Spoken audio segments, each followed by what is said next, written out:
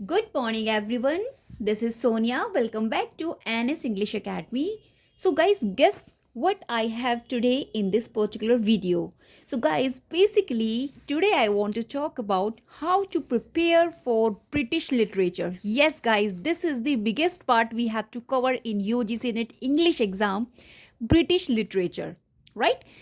आज मैं आप लोगों को इस वीडियो में समझाऊंगी in an easy and structured way में आप किस तरीके से ब्रिटिश लिटरेचर को प्रिपेयर करेंगे for your examination upcoming UGC NET June attempt right.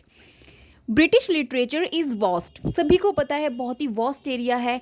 So covering over अब ऑफकोर्स होगा क्योंकि भाई सालों का, नॉट सालों का, हजारों सालों का जितना भी लिटरेचर है इस पर्टिकुलर ब्रिटिश लिटरेचर के अंदर कवर हो रहा है। That means we have lot of to study in this particular British literature right, क्योंकि फ्रॉम ओल्ड इंग्लिश इपिक से लेके मॉडर्न नॉवेल्स तक we have to cover.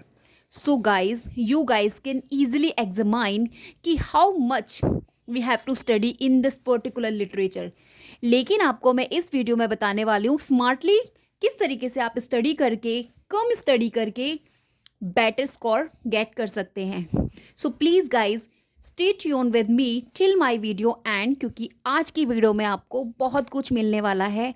And trust me from this single video, जिस बच्चे ने पूरा अच्छे से देखा होगा, trust me guys 2 or 3 questions with the help of this particular video, जिसमें सिर्फ मैं आपको ओवरऑल समझाने वाली हूँ कि आपको क्या और कैसे पढ़ना है, आपके 2 or 4 क्वेश्चंस इजीली आंसर हो जाएंगे राइट।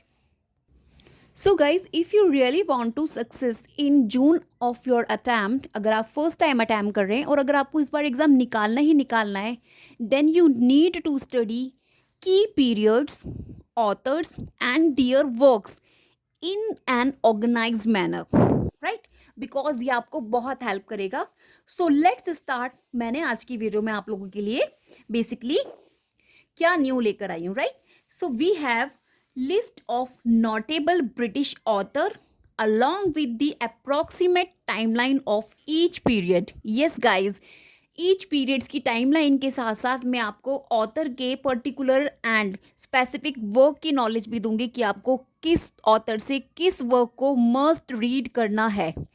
सो दीज थिंग्स जो मैं आपको इस वीडियो में प्रोवाइड करने वाली हूँ, ये तो सब तो आपको पढ़ना ही पढ़ना है। Then guys you consider yourself you are eligible for attempting this UGC NET English exam.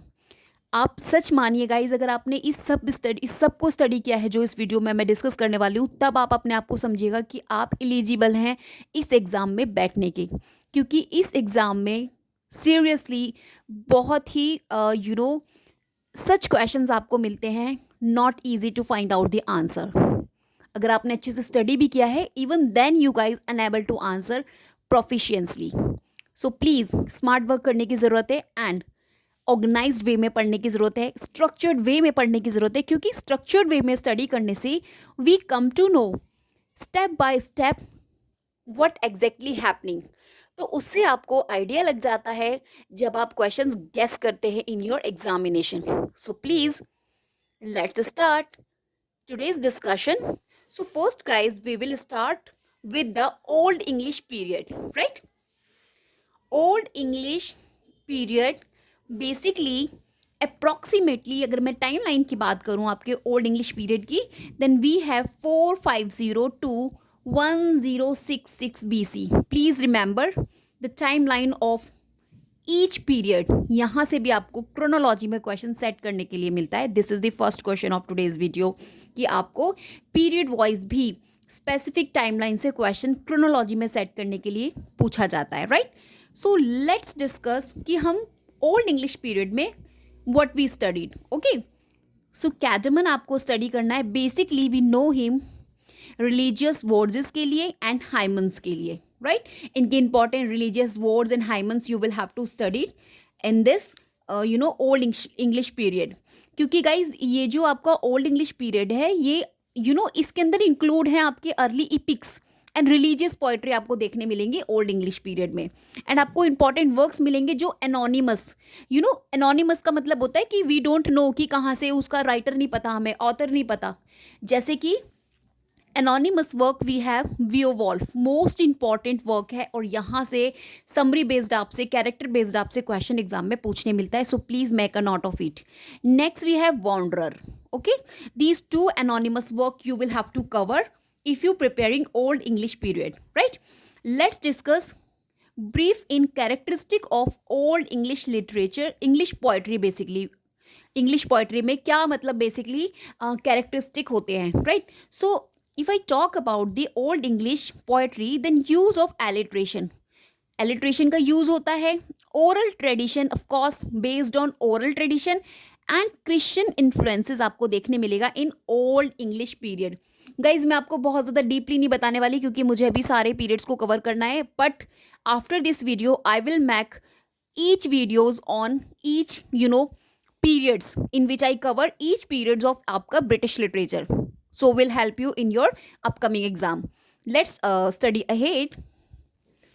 Move to the middle English period. Basically जो आपका मिडिल इंग्लिश पीरियड का जो गाइस टाइम लाइन है, we have 1066 to 1500, remember.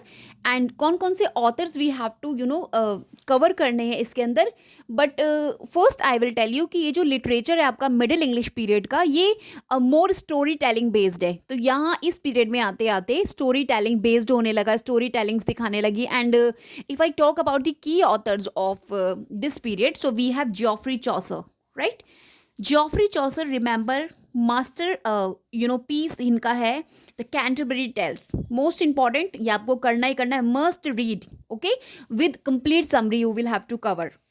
William Langland, इनका timeline भी देख लीजिएगा क्योंकि यहाँ से भी क्वेश्चन में बनता है.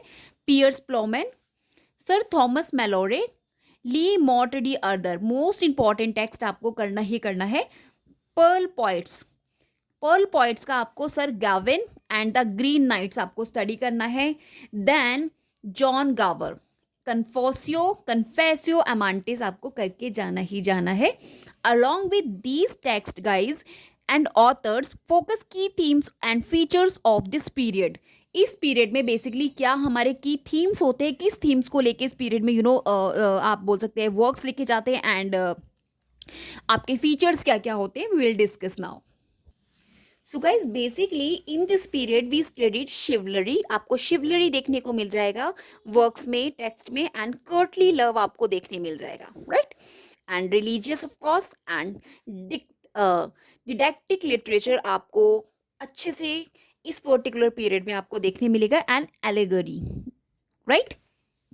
And next we have transition from oral to written culture, right? तो जैसे कि ओल्ड इंग्लिश पीरियड में आपका ओरल कल्चर ज़्यादा प्रोमिनेंट था, तो जैसे जैसे आप लोग मिडिल पे आ रहे हैं तो कहीं ना कहीं आपका जो ट्रांजिशन हो रहा है ओरल से रिटन कल्चर की तरफ. Remember, this is the transition period आप बोल सकते हैं, इन विच ओरल ट्रेडिशन आपका ओरल कल्चर आपका कहाँ जा रहा है, कहाँ मूव हो रहा है, कहाँ स्विच हो रहा है, towards the written culture. Remember, let's move on. Another period we have the Renaissance, जिसे आप अर्ली मॉडर्न पीरियड भी बोलते हैं, राइट?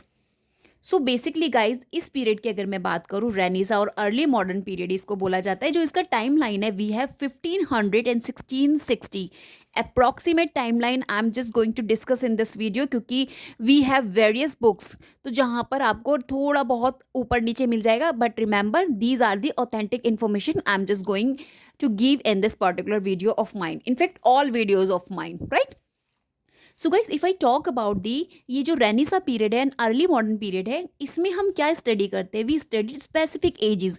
ये जो आपका कंप्लीट पीरियड है रेनेसां, ये आपका स्पेसिफिक एजेस में आप बोल सकते हैं डिवाइडेड है, like Elizabethan age, right? Jacobean age, Caroline age, and we have Commonwealth period, right? Commonwealth period. तो so this particular renaissance and early modern period जिसको हम बोलते हैं, जिसका टाइमलाइन मैंने अभी आपको 1500 to 1660 बताया है, बेसिकली डिवाइडेड इनटू 4 एजेस. वो कौन सी 4 एजेस है? We have Elizabeth, Jacobean, Caroline and Commonwealth period. And here is the timing मैंने सेक्रेट किए हुए हैं, जैसे आपका 1558 to 1603 पर्टिकुलरली एलिजाबेथ एज को कंसिडर किया जाता है. जैकोबियन एज में 1603 टू 1625 कंसिडर किया जाता है टाइमलाइन, एंड कैरोलिन एज आपका 1625 to 1649, and Commonwealth period 1649 to 1660. Remember, now discuss each of ages and author belong to. So guys, if I talk about the Elizabethan age in Renaissance period, तो आपको Elizabethan age में किन authors को cover करना है, must आपको cover करना है, मस्ट, जिन्हें आप अवॉइड नहीं कर सकते फॉर प्रिपरेशन यूजीसी नेट के लिए. तो पहले तो टाइमलाइन अभी इसकी मैंने आपको डिस्कस किया था 1558 टू 1603. देखिए ये बार बार मैं आपको मेंशन करती हूँ टाइमलाइन, बार बार ईयर्स आपको बोलती हूँ, कहीं ना कहीं ये आपके माइंड में सेट करने के लिए बोला जाता है, जिससे कि अगर आपको क्वेश्चन मिले you guys can easily answer.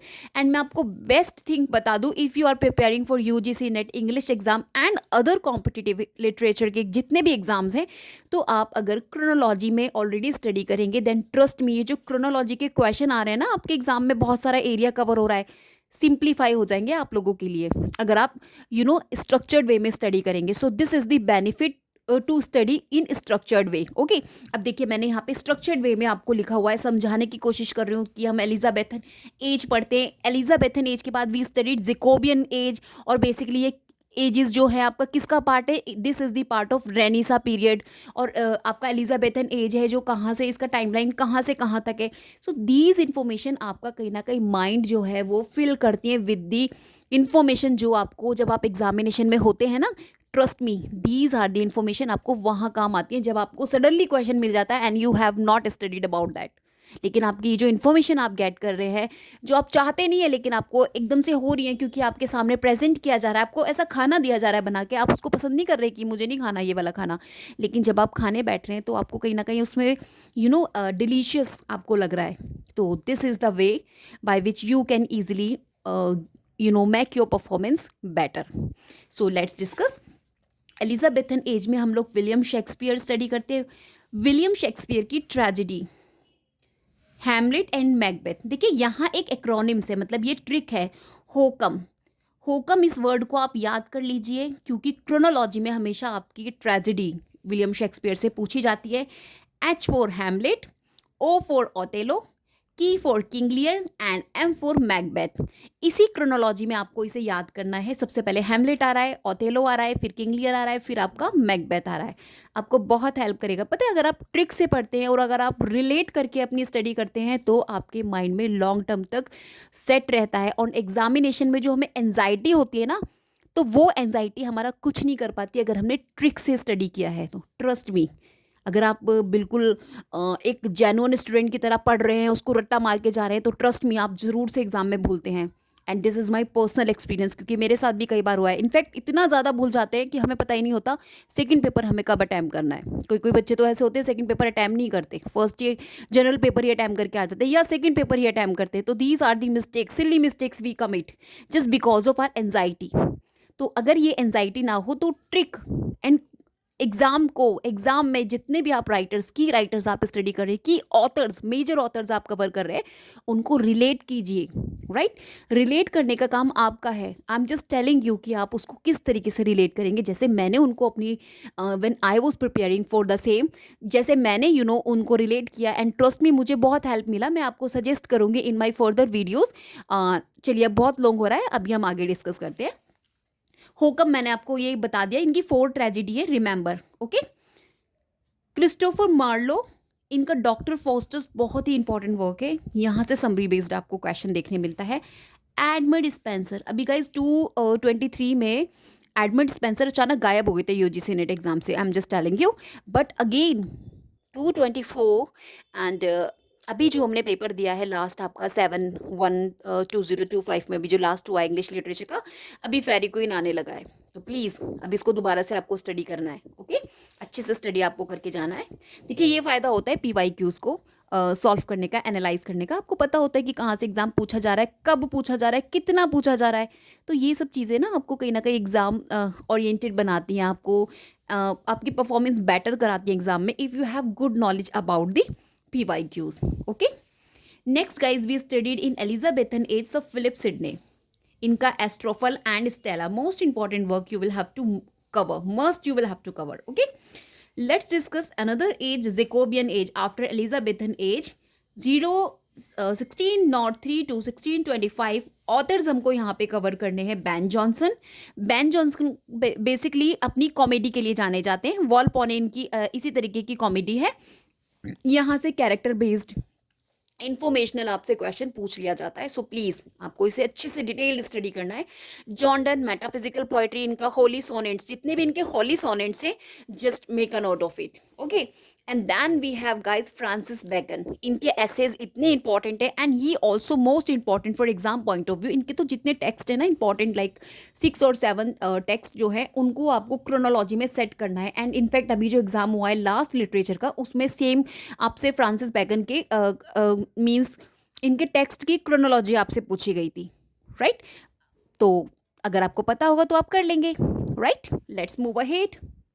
Next guys we have Caroline age 1625 to 1649. Authors we have to cover in this particular age, John Milton का पैराडाइज लॉस्ट, मोस्ट इंपॉर्टेंट आपको ये करके जाना है पोइट्री में।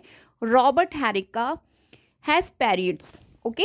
Next we have Andrew Marvell, to his coy mistress से आपको इसकी लाइन से क्वेश्चंस पूछने मिल जाता है कई बार। So please make a note of it. Next we studied about the Commonwealth period. Basically इसका जो टाइम लाइन है आपका 1649 टू 1660, राइट। और थॉमस होप आप इसमें करके जाइए। थॉमस होप का लेवियाथन मोस्ट इंपॉर्टेंट आपका वर्क है, इसको आपको करके जाना ही जाना है। टेक्स्ट ये जो आपका ये जो वर्क है थॉमस हॉप का लेवियाथन, ये टेक्स्ट का जो इसका पब्लिकेशन है, यहाँ से आपको क्वेश्चन देखने मिलता है। मैचिंग्स में, क्रोनोलॉजी में आपसे क्वेश्चन ज़्यादातर पूछा जाता है। सो प्लीज़ इसका पब्लिकेशन ईयर आपको मेंशन करना है अपने नोट्स में एंड इनके सामने लिख के जाना है, ठीक है, जिससे कि आपको याद हो जाए। मेरी जो मैं डिटेल वीडियो भी पर्टिकुलर बनाऊंगी उनमें मैं आपको सब कुछ अच्छे से डिस्कस करूंगी, बट अभी मैं आपको एक इंट्रोडक्शन दे रही हूँ। आपको मैं एक क्राइटेरिया बता रही हूँ कि आपको कितना स्टडी करना है ब्रिटिश लिटरेचर को, क्योंकि वी हैव वास्ट आप बोल सकते हैं area we have to cover in this particular British literature. और यहाँ से क्वेश्चन आपको पता भी है 40 to 50% आपका एग्जाम जो है इसी ब्रिटिश लिटरेचर पर बेस्ड होता है, right. Now move to new classical period, right. New classical period most important, और जो टाइम लाइन है आपका 1660 टू 1798, राइट। दिस जो पर्टिकुलर एज है आपकी फोकस करती है रीजन पर, सटायर पर एंड सोशल क्रिटिसिज्म, मोस्टली आपको देखने मिलेगा न्यू क्लासिकल पीरियड में। अब कौन से की ऑथर्स हैं, let's discuss.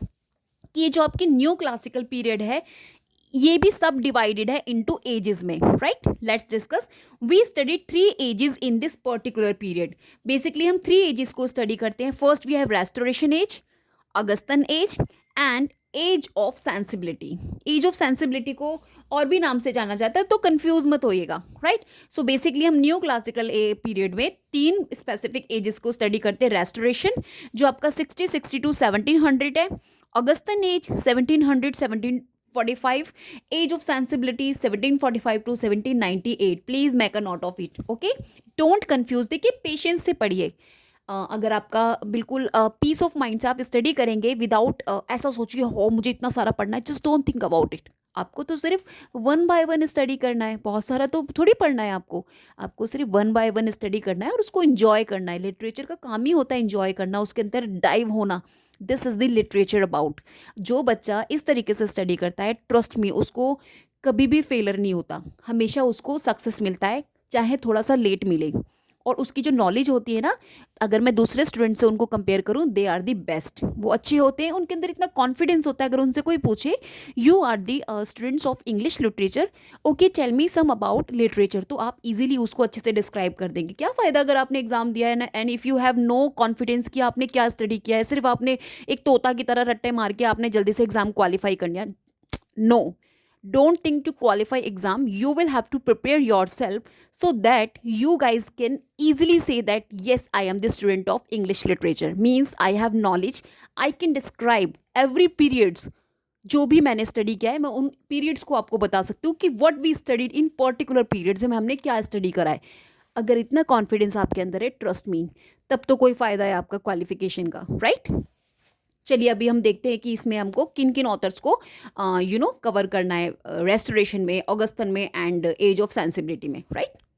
So basically guys restoration age जो मैंने अभी आपको बताया था 1660 टू 1700 है.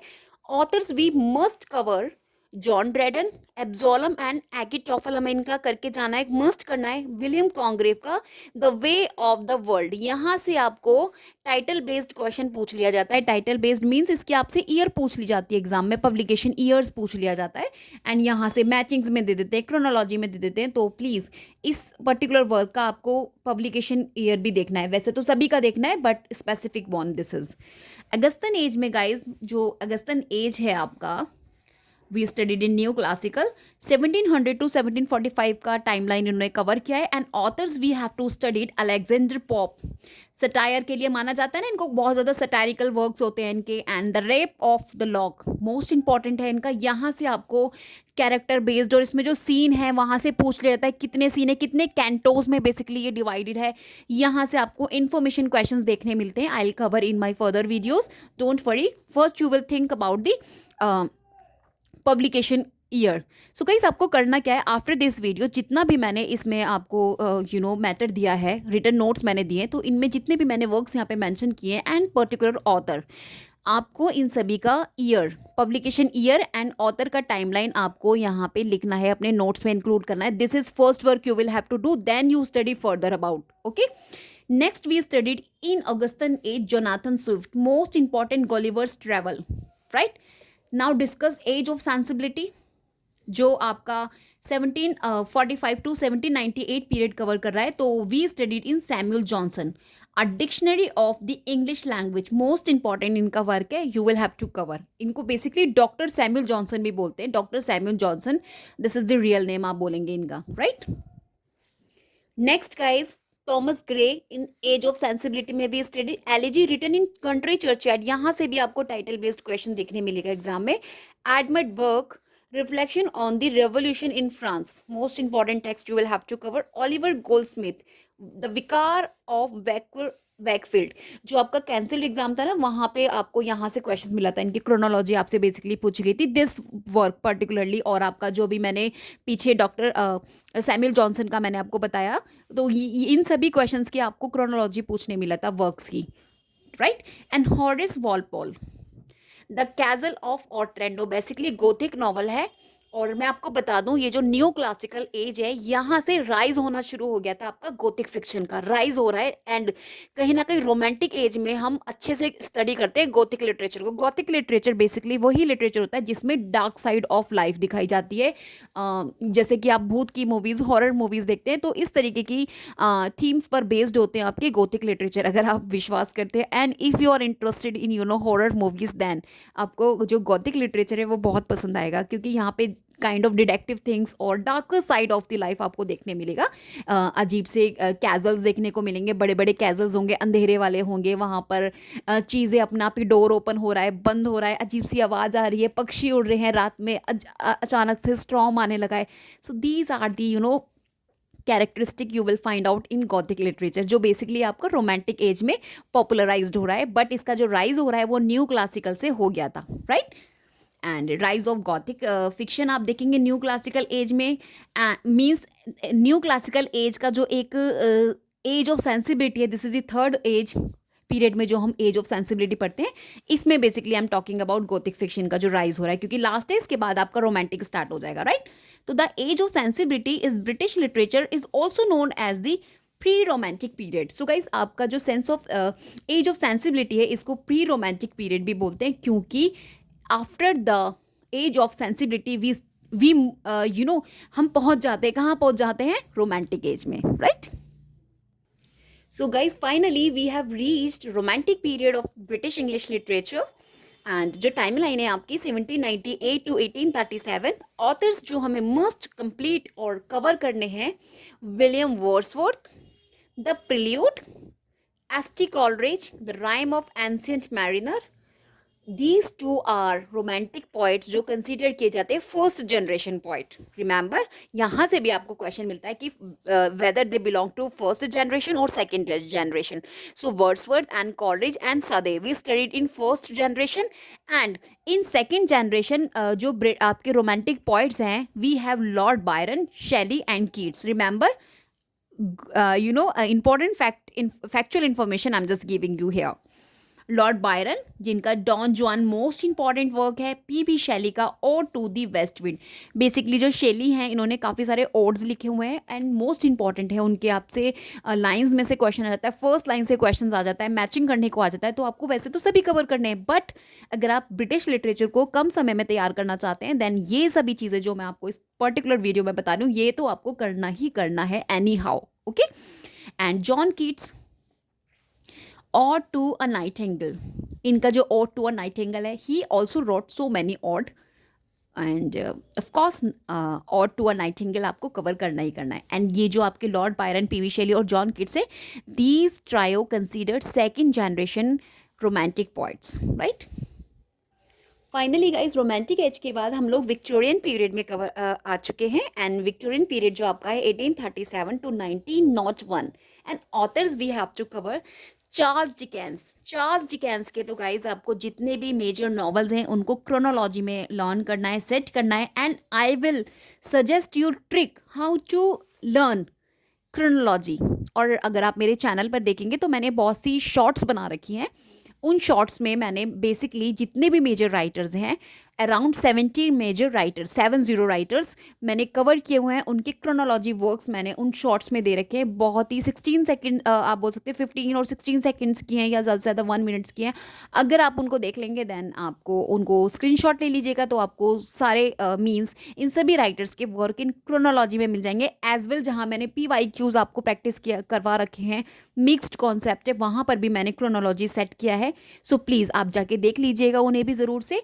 And let's discuss Charlotte Bronte, Jane Eyre, most important novel जहाँ पे बर्था मैसन नाम का जो आपका कैरेक्टर है, एक जो विमेन के लिए यूज़ हो रहा है, बर्था मैसन नाम का कैरेक्टर इंट्रोड्यूस हुआ है इन दिस पर्टिकुलर नॉवल और यहाँ से क्वेश्चन आपको एग्जाम में पूछा ही जाता है, राइट। शार्लोट ब्रॉन्टे का जेन एयर, बर्था मैसन आपका जो कैरेक्टर है वो यहीं से आया है। ओके, जॉर्ज इलियट, इनका Middlemarch, we have studied this particular novel in our masters, remember all of you. And Thomas Hardy, ये बहुत ही, ये जो एक पर्टिकुलर राइटर है we studied in Victorian period, इनके जितने भी नॉवेल्स हैं ना और इनके जितने भी प्रोटैगनिस्ट होते हैं सभी बेचारे होते हैं, सबकी कंडीशन जो होती है इतनी ज़्यादा मिजरेबल होती है। जब आप इनकी नॉवेल्स पढ़ेंगे ना then you come to know. Basically मैं आपको ये बता दूँ, जो इनकी टेस्ट है 1891 में पब्लिकेशन है इसकी, देख लीजिएगा आप एक बार से, 1891 है या फिर हाँ 1891 है, of the D'Urbervilles, right, Tess of the D'Urbervilles, this is the tragedy. बहुत ही अच्छी नॉवल है। और अगर आप इस नॉवल को नहीं पढ़ना चाहते हैं तो बॉलीवुड की प्रेम ग्रंथ करके मूवी आई है ऋषि कपूर की, प्रेम ग्रंथ, गाइज इस मूवी को देख लीजिएगा, इसी का सीक्वल है ये टेस्ट, और बहुत अच्छे से समझाएगा इस वीडियो के इस पूरी मूवी के अंदर, सारा पूरा इसकी स्टोरी उठा के दे दी गई है। बस थोड़ा सा लास्ट डिफरेंस है उसमें कि जो प्रेम ग्रंथ होता है यहाँ पे जो हीरो होता है वो विलेन को मार देता है, लेकिन यहाँ पे क्या होता है, जो हीरोइन है, जो मेन हीरोइन है, ये तो उसका टेस्ट जो होती है ना, हाँ, तो ये जो टेस्ट जो हीरोइन है इस नॉवल की, इसको फांसी दे दी जाती है लास्ट में। This is the difference between the ending of the novel, क्योंकि कुछ तो एंड डिफरेंस करना होता है ना, लोगों को सेम नहीं कॉपी पेस्ट करना होता। तो गाइज अगर आप ये प्रेम ग्रंथ, ऋषि कपूर और माधुरी दीक्षित की मूवी अगर आप इसको वॉच करेंगे then definitely will come to know complete summary of test. और मैं आपको बिगेस्ट थिंग बता दूँ कि इसकी समरी बेस्ड क्वेश्चन आपको, कैरेक्टर बेस्ड क्वेश्चन आपको एग्जाम में देखने मिलते हैं, राइट। सो बहुत ही ईजी वे है। मूवीज़ तो वैसे भी सभी लोग खुशी से देख लेते हैं, तो आप आज और कल में ये मूवी देख लीजिएगा, आपका पूरा नॉवल कंप्लीट हो जाएगा, trust me. Okay, let's move on. A.L. Tennyson, right, in memoriam, जो कि इन्होंने अपने फ्रेंड A.H.H की डेथ पर लिखा था। Okay, we will discuss in further video of mine. Robert Browning, basically हम इनको ड्रामेटिक मोनोलॉग के लिए जानते हैं, ये popularize this term dramatic monologue. Dramatic monologue basically क्या होता है, जिसके अंदर जो स्पीकर होता है वो एक ही बंदा बोल रहा होता है, क्रिटिसाइज कर रहा होता है, और इसका जो लिसनर होता है वो साइलेंट होता है, right. So this is the dramatic monologue we study. Okay, the ring and the book you will have to study, right, आपको कवर करना है। Here guys, I have modern period. Basically timeline है इसकी 1901 to 1945. Let's discuss author. We must cover Virginia Woolf, जिन्होंने popularized किया है along with James Joyce the stream of consciousness. Stream of consciousness एक ऐसी टेक्निक है जिसमें आपके माइंड के अंदर चलने वाले प्रोसीजर्स को मेंशन किया जाता है. आपके माइंड थॉट जो आपका माइंड में चल रहा है सब कुछ, these are the technique of which is popularized by Virginia Woolf and James Joyce. और आपकी जो द स्ट्रीम ऑफ कॉन्शियसनेस है, बेसिकली जो टेक्निक है विलियम जेम्स ने इसको इंट्रोड्यूस कराया था, लेकिन पहले इन्होंने इस तरीके से नहीं कराया था जैसे कि पॉपुलराइज आपका वर्जीनिया वुल्फ और जेम्स जॉयस ने किया है. Right. So please remember, popularized आपका जो आपका स्ट्रीम ऑफ कॉन्शियसनेस टेक्निक है Virginia Woolf and James Joyce ने पॉपुलराइज्ड किए एंड विलियम जेम्स ने इसको इंट्रोड्यूस किया है. ये क्वेश्चन आपसे अभी पीछे जो 21 अगस्त का जो यूजीसी नेट का एग्जाम था वहाँ पे ये क्वेश्चन आया था. राइट. एंड जो टाइमिंग पीरियड है वर्जीनिया वुल्फ का 1882 to 1941. And what is the trick guys here, जो विलियम जेम्स है ना सेम ईयर है, ये पैदा भी उसी ईयर में हुए हैं जिस ईयर में वर्जीनिया वुल्फ हुई है, एंड ये इनके डेथ भी सेम ईयर हुई है. तो remember 1882 1941, 1882 1941, Virginia Woolf and James Joyce. अभी मैंने आपको इनकी टाइमलाइन याद करा दी है, so please make a note of it. Right. So basically Virginia Woolf के गाइस जितने 5 और 6 नॉवेल्स हैं जो एग्जाम पर्सपेक्टिव है आपसे पूछी जाती है, I have covered in my previous video, अब जाके देख लीजिएगा. बाकी टू द लाइट हाउस 1927 की पब्लिकेशन है, यहाँ से आपको समरी बेस्ड क्वेश्चन आपको देखने मिलेंगे. इसको आपको इसकी समरी अच्छे से करके जानी है. Right. Remember. And of course T S. Eliot 1888 इनका टाइमिंग पीरियड है, इनका बर्थ जो हुआ था टी.एस. इलियट का. एंड द वेस्टलैंड इनकी गाइज 1922, एंड ये यूलिसिस भी 1922. मोस्ट इंपॉर्टेंट वर्क है आपको जो आपको कवर करने ही करने हैं. Right. D.H. Lawrence, most important guys we studied in modern period. D.H. Lawrence, अभी भी इनसे क्वेश्चन आया था, आपको पता है, देखने के मिला था एग्जाम में. और मोस्टली हर 6 मंथ्स में आपको इनके क्वेश्चन या तो पर्टिकुलर नॉवल से दे देंगे, समरी बेस्ड क्वेश्चन दे देंगे, कैरेक्टर बेस्ड, अदरवाइज क्रोनोलॉजी में सेट कीजिए, मैचिंग्स में दे देंगे इनके कोई भी नॉवेल्स. सो प्लीज़ आपको D.H. लॉरेंस के, और मैं आपको एक बात बता दूं, मेरी प्रीवियस वीडियो में मैंने इन सभी ब्रिटिश ऑथर्स को कवर मैं कर चुकी हूँ. सो प्लीज़ अगर आपके पास टाइम हो यू जाके आप उस वीडियोस को देख लीजिएगा, आपको हेल्प करेगा. एंड सन्स एंड लवर्स 1913 इसकी पब्लिकेशन है. बेसिकली इसमें ऑडिपस कॉम्प्लेक्स, ये जो आपका कॉन्सेप्ट है जो आपका फ्रूड ने दिया था, सिगमंड फ्रूड ने, इसके अंदर इंट्रोड्यूस कराया गया है. Sons and lovers, in which love connection दिखाया जाता है बिटवीन मदर एंड सन का, जो ऑडिपस कॉम्प्लेक्स है. This is the concept by आपका फ्रूड का है. राइट. और इस पर्टिकुलर नॉवल में आपको दिखाया गया है Oedipus complex. And this is the autobiography of D.H. Lawrence की खुद की ऑटोबायोग्राफी है ये, sons and lovers. Right. Next we have W.B. Yeats, Irish poet है, मोस्ट इंपॉर्टेंट है. मॉडर्न पीरियड में हम इनकी पोम्स को बहुत ज़्यादा सेलिब्रेट करते हैं. The second coming most important है, यहाँ से इसकी फैक्चुअल आपको इन्फॉर्मेशन देखने मिल जाएगी एग्जाम में, कि इसको प्लीज़ आप इसकी समरी ज़रूर कीजिएगा. बाकी और भी जितनी भी पोम्स हैं, पोएट्री कलेक्शंस हैं इनके, मोस्ट इंपॉर्टेंट है W.B. यीट्स के. Right. So guys now we will discuss about the post modern period, जो कि आपका 1945 से बेसिकली स्टार्ट हो गया था. एंड प्रेजेंट जितना भी लिटरेचर में कंट्रीब्यूशन हो रहा है ऑथर्स के थ्रू अभी तक जो हो रहा है आफ्टर द 1945, वो सब आपका पोस्ट मॉडर्न पीरियड में आप बोल सकते हैं इंक्लूड होता है.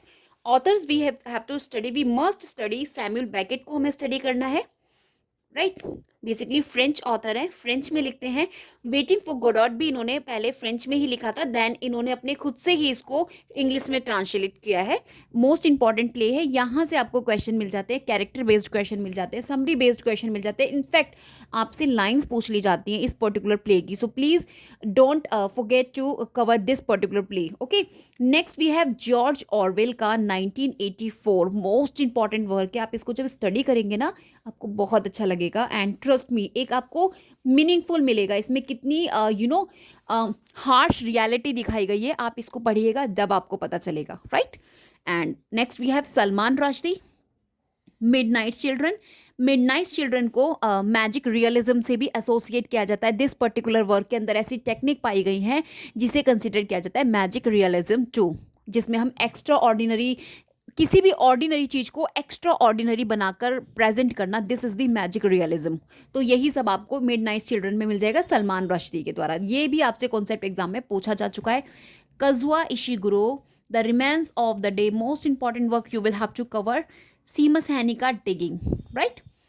सो दीज आर, जो भी मैंने आपको इन्फॉर्मेशंस बताई हैं, आपकी ब्रिटिश लिटरेचर को कवर करने में बहुत ज़्यादा इम्पॉर्टेंट प्ले रोल करेंगी। अगर आपने इन सभी को गाइज अच्छे से पेशेंसली नोट्स बना के अगर आपने तैयार कर लिया है अभी जून के लिए, ट्रस्ट मी आप कंप्लीटली एलिजिबल हैं। आपको एग्ज़ाम में मार्क्स मिले ना मिले, but I am just telling you, अगर आपने ये सब किया है तो आप अपने आप को एलिजिबल मानिए to sit in UGC NET English exam, क्योंकि इतनी नॉलेज आपको ब्रिटिश लिटरेचर में एटलीस्ट होनी ज़रूरी है। देखिए, अगर आप जब इस सब को स्टडी कर लेंगे ना, देन उसके बाद आप मॉक टेस्ट लगाएंगे एंड और भी चीज़ें करेंगे तो आपको बहुत सी नई नई चीज़ें मिलेंगी। बट ट्रस्ट मी, आपका जो माइंड है ना वो डिस्टर्ब नहीं होगा, क्योंकि आपको बेसिक सब आपका क्लियर हो चुका होगा।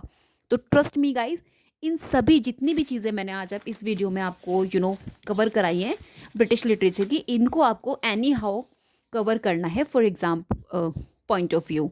एंड अगर आपको मेरी वीडियो पसंद आई हो तो प्लीज़ लाइक ज़रूर कर दीजिएगा, क्योंकि लाइक करने में आपका कुछ नहीं जाता। And if you not subscribe my channel yet, आपको सब्सक्राइब भी करना है, क्योंकि ट्रस्ट मी इन्फॉर्मेटिव वीडियोज़ आपको मिलने वाली है मेरे चैनल पे, इनफैक्ट मिलती हैं। Okay, till then bye bye, have an awesome day ahead.